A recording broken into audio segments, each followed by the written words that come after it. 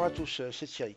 Je fais une petite vidéo pour mettre à jour les indicateurs gratuits qu'on a mis à la disposition de tout le monde. Enfin, on a mis une nouvelle version, enfin, j'ai mis une nouvelle version de l'indicateur Draw Single Print pour tracer les zones de Single Print Market Profile. Je vais vous en parler dans 30 secondes. Je vais vous montrer.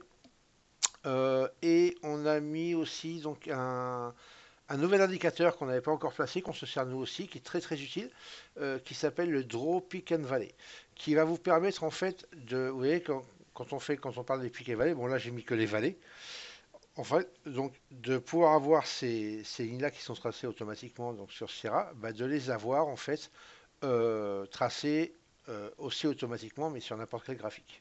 Donc c'est ça qu'on a besoin en fait. Donc je vais vous montrer un exemple. Ici, si je mets en place le Draw VP, donc Draw Volume Profile, ça fait partie, c'est ce que je vous montrais dans la vidéo de ce matin sur l'analyse en volume profile. Si je fais Draw VP, ici, paf, voilà, vous voyez, elles se mettent directement ici. Et l'avantage, c'est que vous avez dans les, hop là, pardon, dans les settings de l'indicateur, Draw Peak and Valley, vous avez dans les settings ici, et là vous pouvez dans Chart to be Drawn mettre le numéro de graphique en fin de compte que vous voulez. Si vous avez plusieurs, mettons, vous voulez, je sais pas, le faire apparaître sur votre graphique en market profile, si vous voulez faire apparaître sur votre graphique en 1, 2, 3 ou 5 minutes, peu importe, ou en 30 minutes, ou en... Peu importe, vous pouvez les faire apparaître sur le nombre de graphiques que vous souhaitez, dans le même chartbook, bien évidemment, en indiquant ici le numéro séparé par une virgule. C'est tout ce que vous avez à faire. La seule chose qui est importante à savoir, et qui est même primordiale, c'est que la sensibilité ici, donc qui est à 30 là, soit exactement la même qu'il y a dans votre volume profile qui sera à droite, peu importe le nombre de jours que vous avez. Et que ce nombre de jours soit effectivement aussi le même que vous avez mis dans les day to load. Si vous mettez 500 jours ou 1000 jours à loader, vous devez avoir la même chose dans votre volume profile, ici. Vous devez ici mettre le nombre de jours que vous voulez. D'accord? Et ça, c'est vraiment impératif, sinon ça ne fonctionnera pas, ou il y aura des choses qui ne marcheront pas. Il y aura peut-être qui correspondront, mais pas forcément tout. Donc ça, c'est important d'avoir, d'une, le même nombre de jours de loader que le nombre de jours dans les volumes profile. Ça, c'est la première des choses.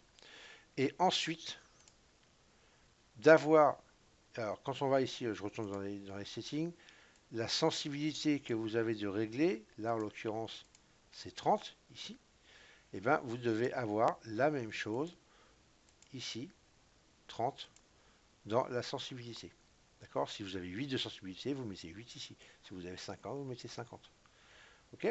Donc, les quelques settings que nous avons. Donc, le chart sur lequel il est basé. Donc, c'est évidemment celui où vous avez votre volume profile. En l'occurrence ici, le chart numéro 1, c'est celui-là. D'accord? On sélectionne directement ici avec tous ceux qu'on a. Ensuite, les numéros de graphique que vous voulez qu'il apparaisse, le chart, donc d'où ça vient. Si vous voulez inclure le haut et le bas, donc autant le mettre. Donc la sensibilité. Si vous utilisez les pics, vous choisissez un texte qui va apparaître.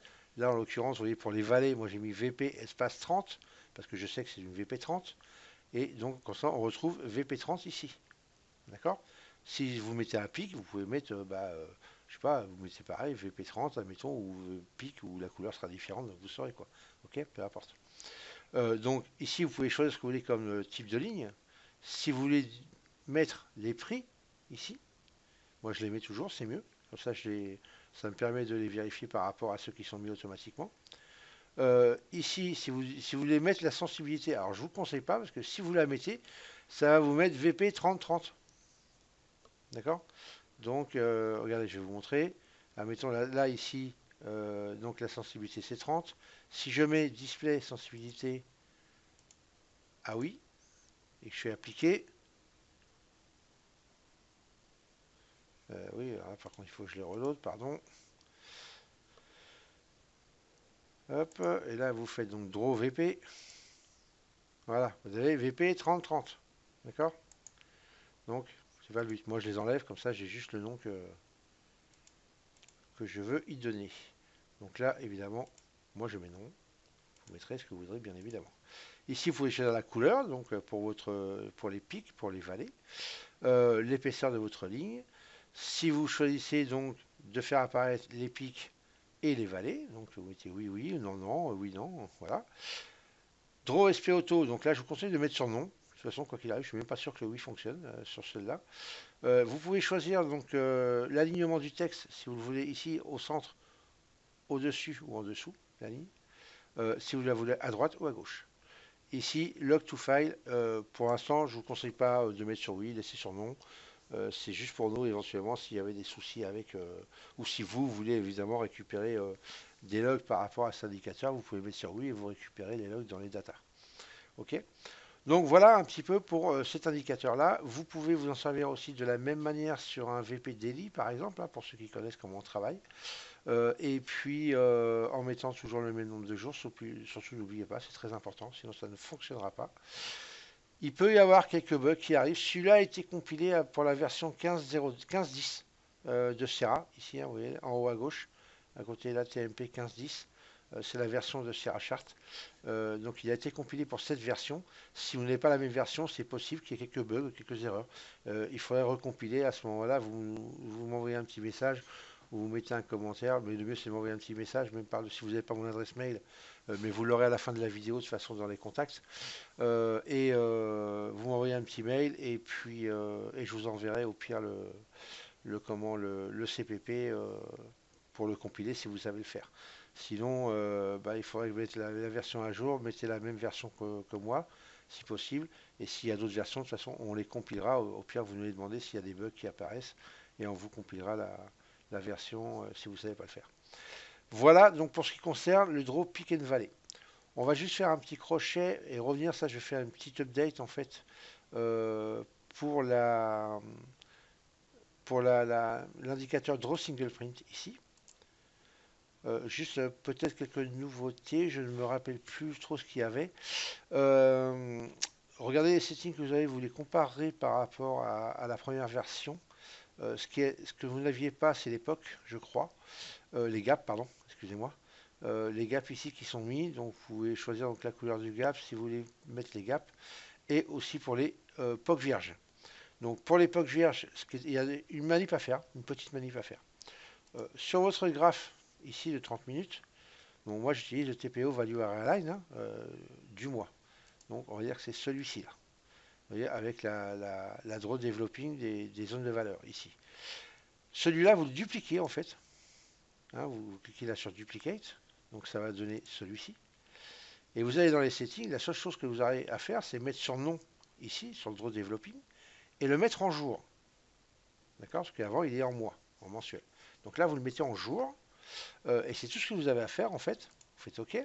Vous la cachez, parce que c'est pas la peine de la faire apparaître. Ça va ressembler à rien.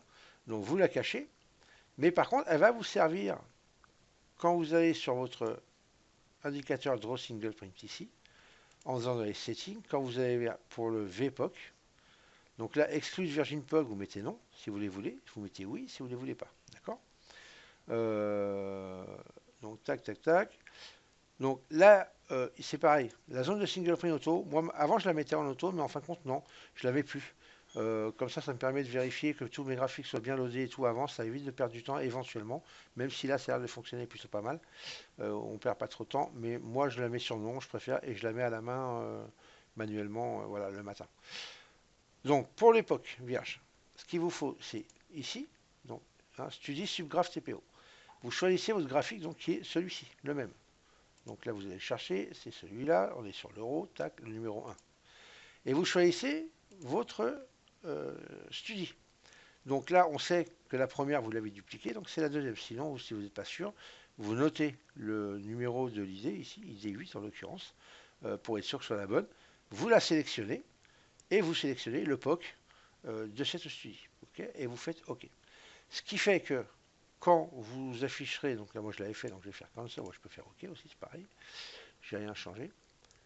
Quand vous allez donc appliquer la draw single print, un peu comme j'ai fait ce matin hein, dans la vidéo de ce matin, vous faites ça, et là vous avez vos single print qui s'affichent, et vous avez aussi les POC. Donc ça vous permet comme ça de les avoir et pareil, vous pouvez choisir les graphiques où vous voulez qu'ils apparaissent. Bon là je fais pour la vidéo d'analyse de ce matin et pour la démonstration. Sinon c'est vrai que je ne m'en sers pas sur le 30 minutes moi. Je les mets sur d'autres graphiques. Donc en tout cas vous voyez les POC qui arrivent, vous avez des zones de single print qui arrivent. Voilà, donc comme ça vous évite de tout tracer à la main. À vérifier quand même, parce que des fois quand il y en a deux qui se superposent, qui devraient même s'enchevêtrer, ça ne les prend pas. Donc juste vérifiez-les hein, pour être sûr que vous n'en avez pas loupé. Et puis voilà quoi. Bah écoutez, j'espère en tout cas que ça vous servira. Euh, voilà, on a tenu à partager ça avec vous. C'est quand même plutôt utile. On s'embête assez la vie et c'est vrai que ça nous simplifie largement la vie. Juste des petites vérifications au début pour être sûr que ce soit bon. Mais une fois que vous avez vérifié, et ben après ça se fait parce que c'est au fur et à mesure. Donc vous vérifiez par rapport aux jours qui viennent. Voilà les amis. Allez, j'espère que ça vous sera utile. Si vous avez des questions, n'oubliez pas de poster des commentaires.